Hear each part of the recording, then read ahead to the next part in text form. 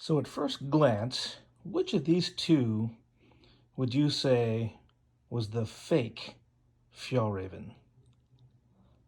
Which one of these did I pay $80 for, and which one of these did I pay $18 for? So the last couple times I was in Bangkok, I saw these fake Fjallravens for sale, running between 650 and 800 baht. I got this one for 650. And the reason I wanted to get one is because they seem to match so closely to the originals that I wanted to pick one up. So this one at the exchange rate at the time was about $18. And there's a couple of things that maybe might give the hint a little bit. I mean, the label looks pretty much the same, but then you've got this label tag here, which I guess basically is what tells you that it is a fake. But setting that off to the side, at a distance, if you were to look at these two, you'd very easily see that they're very similar in style. There's plenty of different colors out there, so I don't even know if the colors would give it off or not. When you zoom in on the tag here, you can see it's pretty close to the original, if not just identical to the original label there. Now, as I feel the fabric, when you look at the fabric here, there is a difference in the feel for the fabric. The original obviously has a little bit heavier fabric, a little bit heavier feeling. This feels a lot cheaper from that standpoint, but they did a really good job of imitation. Although I just noticed a difference there. You can see here that the stitching across the top of the pocket, the outer water bottle pocket there, is a lot thinner. And here, over here, the gusset is a lot thicker. So that was about 1/8 inch there. This looks like at least 1/2 inch or more. So there's a difference there. The pocket, when you look at the outer pocket here, the zipper, they tried to match it up as much as possible, but again, you can see the difference in the fabric. So this is a much thinner, different kind of weave versus the tighter weave, or the tighter stitching here on the fabric there. So there's another difference. Here, the snaps for the backpack straps are significantly different. Here you can see the original Fjallraven style right there. Not as textured, but I think that's probably on purpose there. Whereas again, coming back over here, you can see that they didn't do a very good job of emulating that at all.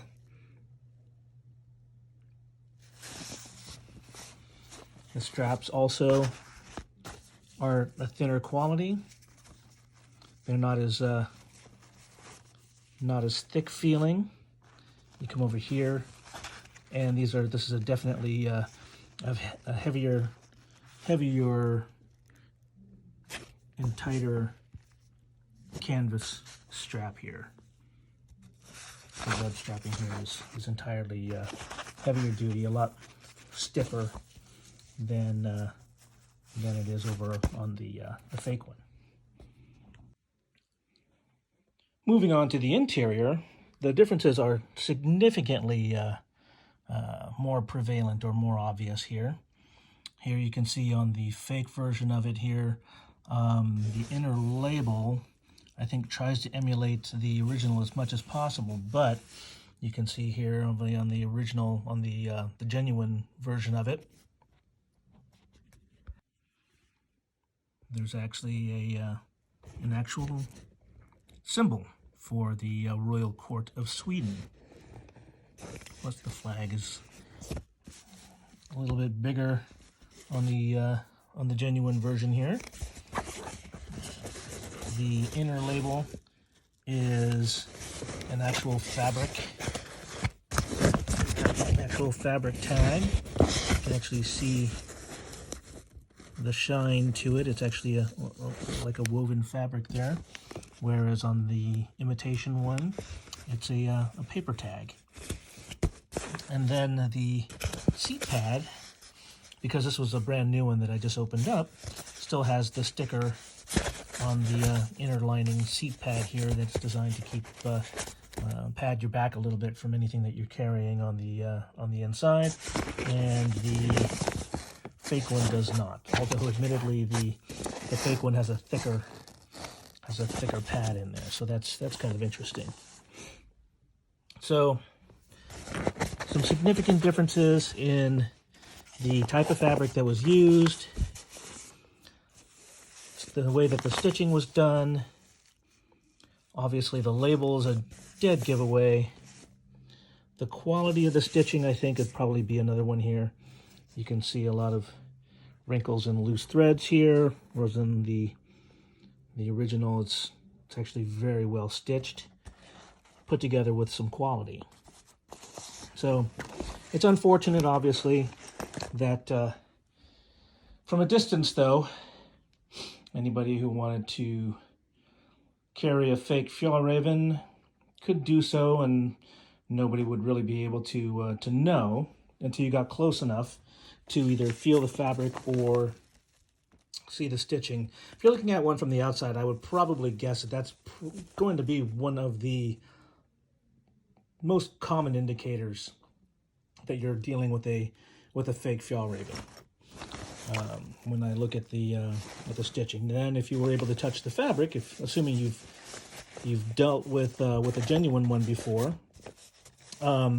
you would be able to know the difference between the fabric. And so now, having seen both the fake ones and the real ones, I would never be able to forget that the fake ones have a much thinner feel, much thinner fabric.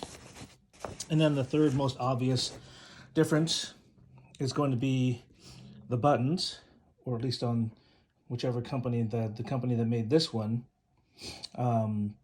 didn't get the buttons right, the snaps correct. So if you saw anything other than the style that came on the original Fjallraven, like that one, you would probably be able to tell the difference there. And then, you know, if they let you get to the inside, something like that, if it doesn't have the symbol, then that would be another key indicator that you're dealing with a fake Fjallraven. So there you go. A quick look at the fake Fjallraven versus the genuine Fjallraven backpack.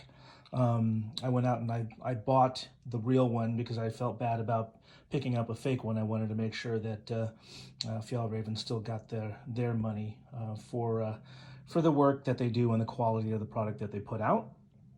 But this is something that for the last couple of years that I wanted to do, since I'd seen these around, and not even all over Thailand in this particular case, and not even all over the world. I mean, this is the one place where I did see these fake Fjallravens was in Bangkok, and only in one part of town. So I'm not quite sure why. There were a lot of Europeans in this particular section of town. If you see my video on the of the boat ride that I took, I'll go ahead and post a link up at the top. You'll be able to see how to get there, but I don't want to talk about it now so that people can go and find these. I'd rather they go out and shop for or get a genuine Fjallraven.